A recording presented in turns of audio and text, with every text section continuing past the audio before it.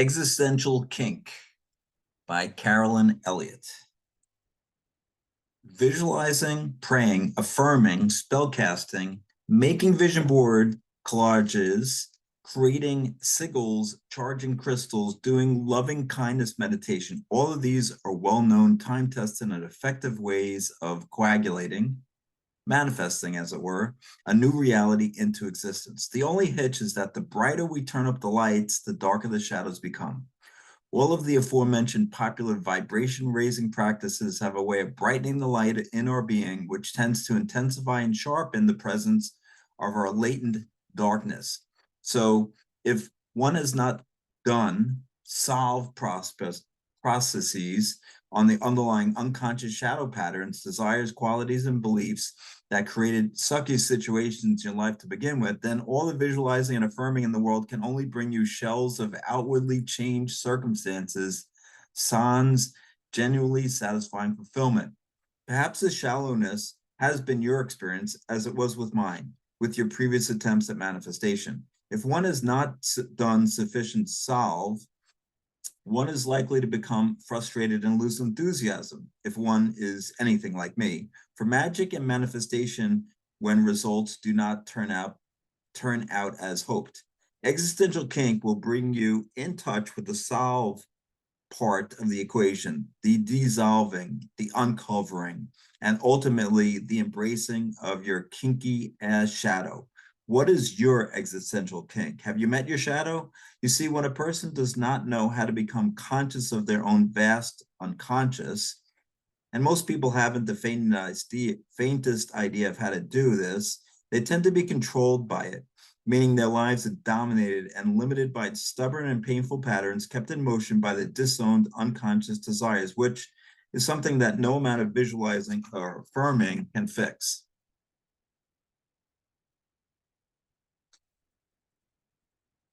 Unconsciously, Alex is enjoying living with his parents and being taken care of. The ironic thing is, as long as Alex resists allowing himself to consciously experience his job loss and his being taken care of by his parents as a great victory and fulfillment, in other words, as long as he resists consenting to experience it as a kinkily awesome, the very same way his unconscious experiences it, then the more he will feel out of control and cursed by fate. As long as Alex refuses to consciously enjoy his circumstances, he'll be inclined to see himself as a loser and a failure, and he'll lose confidence and he'll stay stuck. Paradoxically, the moment Alex becomes willing to get on the side of his taboo unconscious desire for dependence and goes ahead and deeply savors its victory, at that moment he can feel empowered again. He can realize that his taboo wish to be dependent has been fulfilled and let himself receive the hot, weird pleasure of that. Then, rather than being a loser, Alex is actually a massively fulfilled person. From this vantage point of deciding to consciously allow himself to enjoy and be satisfied by his previously unconscious pleasure, it's then much easier for him to go ahead and make his way in the world. In essence, he's no longer guilty. There are many, many such unconscious patterns that affect our tender caterpillar lives, but here's a handy list of several common examples. See if you can recognize any of these patterns from your own life or from the lives of your friends and family members. Only being able to earn a certain amount of money each month, no matter how hard or how much you work. Only being attracted to partners who turn out to bear an uncanny resemblance to your asshole dad or to your asshole mom or to the first person who broke your heart or whatever. Hearing the mean voice of your third grade teacher in your head whenever you sit down to create so you avoid creating. Overeating or overindulging in drugs, alcohol, etc. to cover up your feelings of guilt, shame, loneliness, frustration that seem endless. Disliking yourself, your body, no matter what your shape.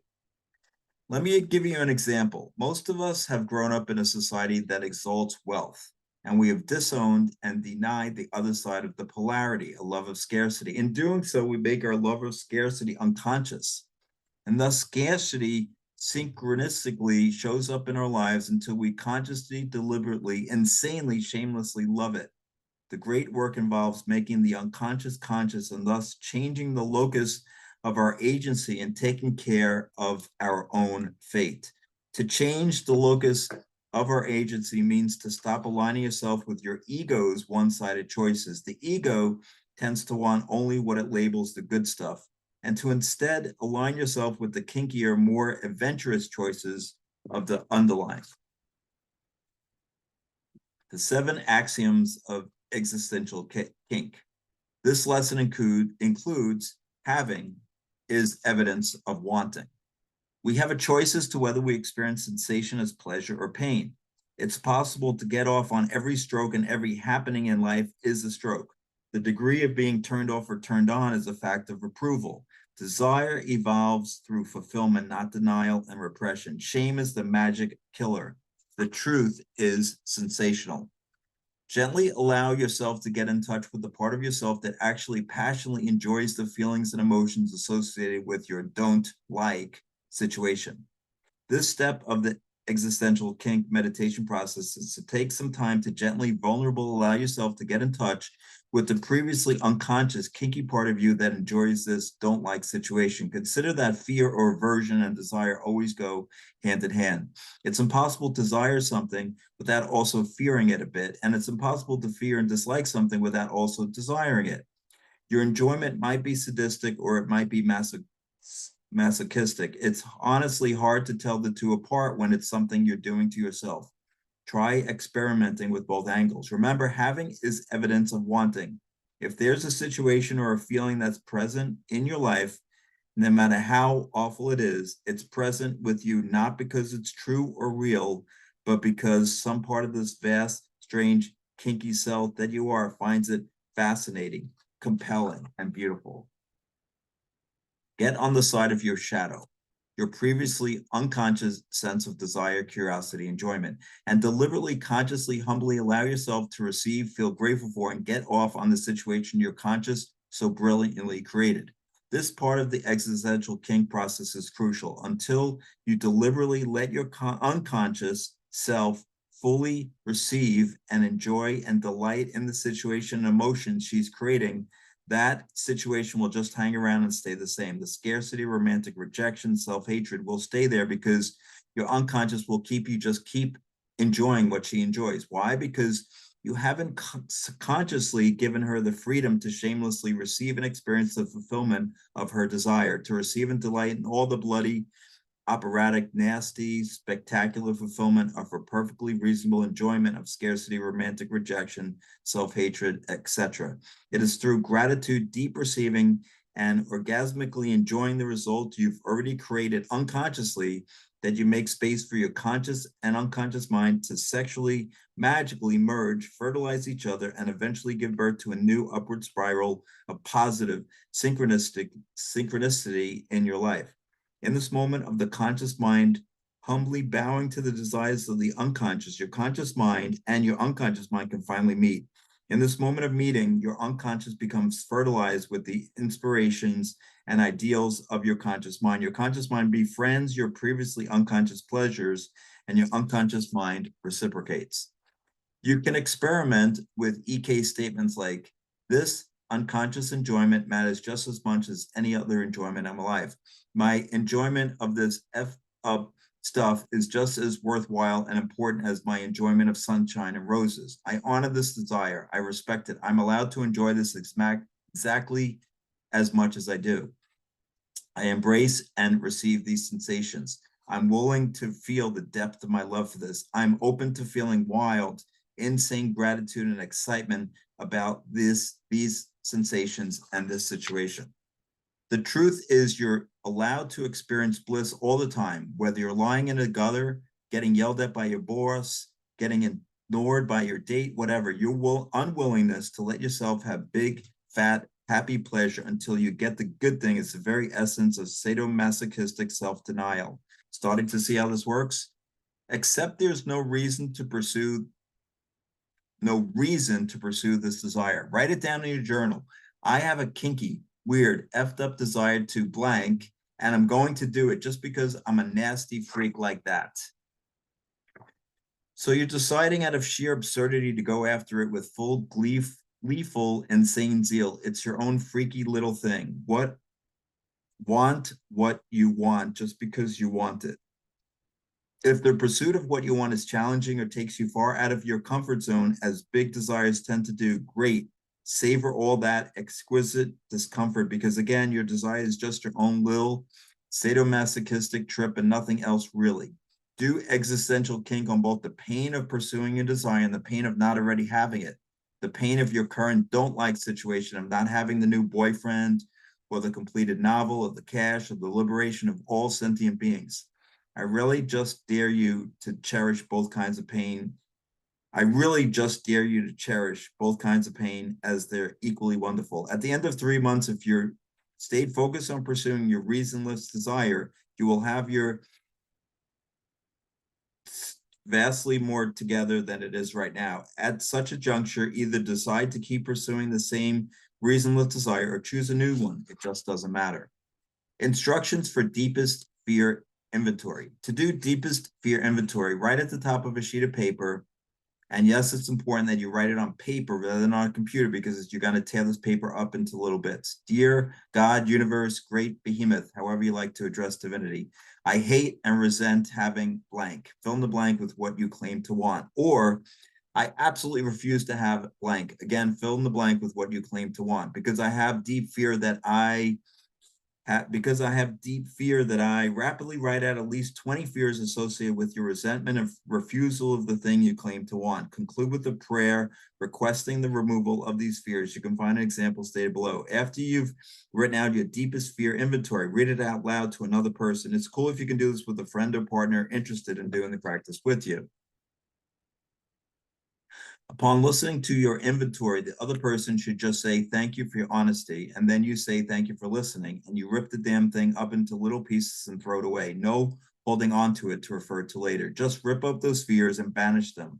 Tearing up and throwing away the paper on which you have written your DFI is a symbolic, magical act that sends a message to your unconscious. Delete this. Note, if you notice that your fears include worries about what other people might do, be sure to turn that around in your inventory so that you phrase it as your unwillingness to feel, in a centered, turned on way, the sensation of other people doing that thing. So because I have deep fear that other people will hate me becomes because I have deep fear that I'm willing to feel the sensation of other people hating me. Feel free to write about other sensations that you're unwilling to feel in a centered, turned on way, but definitely turn around your fears about what other people will do. Why? Because this practice is all about looking at your internal blocks, your unwillingness, your refusals, because that's where your locus of control lies. In other words, the conscious mind makes up a fictional reason to freak out, one that convincingly hides the actual underlying reason that the freak out is happening. The unconscious need to avoid too much good stuff, thus keeping the imprint intact, thus maintaining familiar homeostasis. People have various sorts of having this level or upper limit imprints based on their karma and their childhood experiences. Some folks, for example, are willing to feel highly valued with money, but totally unwilling to be highly valued with love, or vice versa. Other folks are massively uncomfortable with all kinds of being valued sensations. Your having this level is deeply connected to who you know yourself to be. I say no because when it comes to matters of identity, we don't deliberately believe ourselves to be something or other. We just feel like we know it. I, for one, always smile a little when well-intentioned people tell me to question my beliefs as a means of opening my mind. I find it much more liberating to question my fundamental truths, because my most potent beliefs are the ones that I don't even consciously experience as beliefs, but just as the way things are and who I am.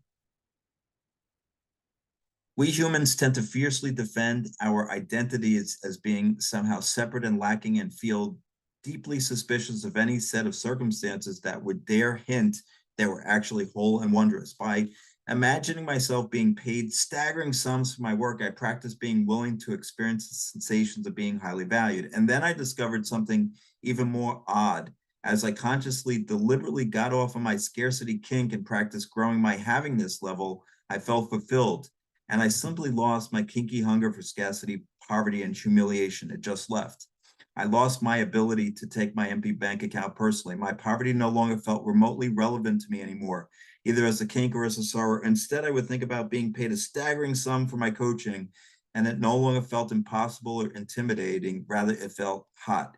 I started getting turned on by lots of money rather than turned off by it. With this new kind of turn on, I became willing to take mundane actions towards growing my business that in the past I had totally avoided, like building an email list. Suddenly, business growth efforts that had sounded too scary, too intimidating to me in the past looked simple and obvious. I found that I had huge creative energies to take these steps. I discovered that all along there were things I could do that were not that difficult to rapidly grow my business. I simply wasn't able to even see them until I changed my happiness level. It felt like having a veil lifted from my eyes. I was no longer able to regard my tiny bank account as a horrible sign of my personal failure,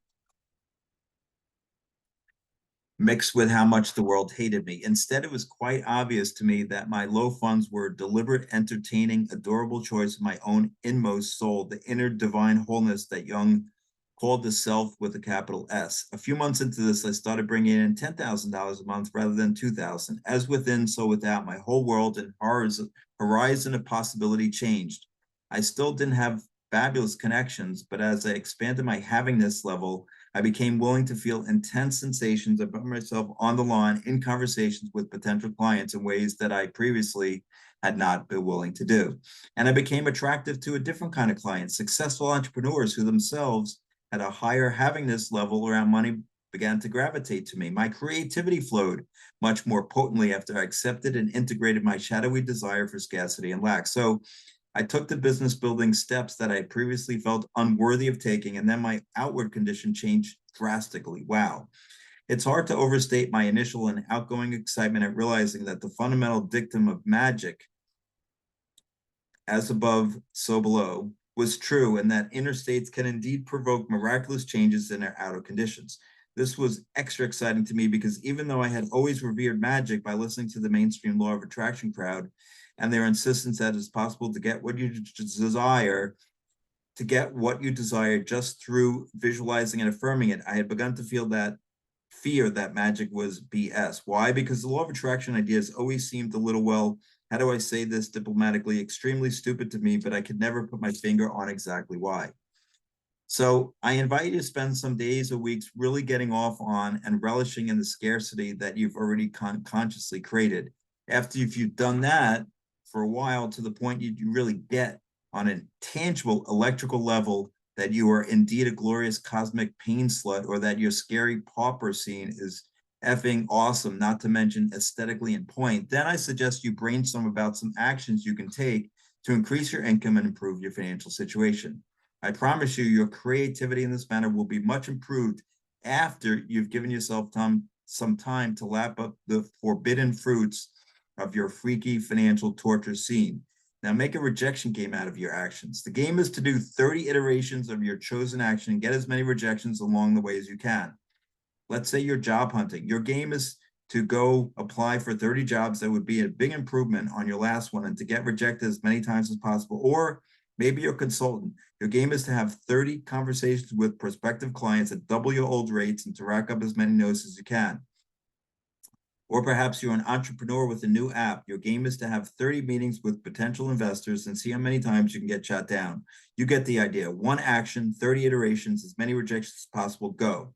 But won't it hurt to get these rejections? Yes, absolutely it will. It will hurt so bad, you cosmic pain slut you. So I expect you to set aside at least 15 minutes each day to really revel in those sharp, piercing no's. By the end of this game, you're likely to get at least a handful of yeses. That's okay, you tried. With some of these wins you accidentally get, your financial situation will improve vastly. That's all right. You now know what you need to do to enjoy the sadomasochism of being rich too. To be turned on about any feeling state, including feeling any variation of turned off, just means to be in total unreserved approval of that state. When you're in total turned on approval of your state, you're deciding to see that state as a way that you are good for yourself rather than as a way that you are bad for yourself. So rather than resenting that something made you angry, try getting angry that you're angry, get excited that you're angry. Rather than thinking you shouldn't be sad, try celebrating the tender exaltation of your sadness. Instead of being annoyed with yourself for being so self-pitying, give the most fangirl level of approval you are capable of giving to your self-pity, the kind of approval that you might normally reserve only for your favorite musician or movie star. I'm saying adopt an aesthetic rather than a moral attitude to your feeling states. In doing so, you practice being the artist of your life rather than the judge of it. If we all allow ourselves to feel the unconscious, divine, kinky pleasure we've been suppressing, then we are left with just our intelligence to guide our decisions, and that's great. Your own intelligence and consciously chosen principles are a much better ethical compass than your reactive feelings of guilt.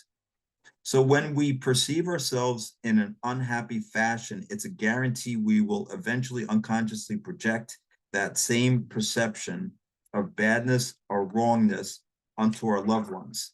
And again, unconsciously invite them to project that same badness or wrongness onto us. This is what one might call a vicious circle. The unconscious creative power of our perception and belief creates a seamless feedback loop that appears to be objective reality when actually it's an appearance called forth by our level of consciousness. The way to interrupt this feedback loop is to take total responsibility for the way that all other beings show up in relation to us. When we do this, we are forced to examine and integrate the disowned qualities and desires in our own selves. John DeMartini outlines an excellent means of doing this kind of integration in his book, The Breakthrough Experience, which I hope you will investigate. DeMartini's breakthrough experience process is very thorough. You take an influential person in your life, say your mom or your husband, and make lists of every quality you enjoy and don't enjoy about them. Then make a list of at least a handful of other people who would say that you have the exact same quality to the exact same degree. Then you write about how the other person having the not enjoyed qualities has actually benefited you, but how you having the same not enjoyed qualities have benefited others. And then write about how the other person's enjoyed qualities have actually harmed you and how your having the enjoyed qualities has harmed others. Whew. After doing work like that, it's miraculously impossible to maintain self-righteousness. And doing this kind of examination of how the other people in our lives reflect qualities in our own selves, we thereby take the unconscious creative power of our perception and belief and begin to make it conscious. Faithful positivity, as it's usually taught, often has an element of weird denial in it. It isn't as effective as honesty. Honesty is always the best policy. And by dreading the wonderful, you bring in the honest, previously unconscious part of you that despises the happy result you claim you want. Here's how it works. Try leveraging your dread by saying this to yourself. Oh no, if only there was something I could do to stop the inevitable arrival of this magnificent new partner in my life. This is so awful. Now I have someone sane and healthy and hot who adores me. It's utterly disgusting. I'm really grieving my singlehood is coming to this tragic and decisive end. It's just that I am powerless over this new romance thing. I just know it's unavoidably going to happen. Ugh, I really wish it was somehow possible for me to escape this relentless, terrifying fate of being completely fulfilled in love. Ah, can you feel the honesty there? Refreshing, isn't it? The common law of attraction advice to just ignore the stuff that bothers you, only focus on what you like, always seemed a bit impossible for me. Plus, it felt like really strange denial. Like I'm supposed to affirm that I'm rich while my bank account is minus $50 in it. Will my landlord accept my assurance that the cash to pay the rent is in vibrational escrow? Do the utility companies give an F that I'm great at visualizing myself receiving fat checks? No, of course not.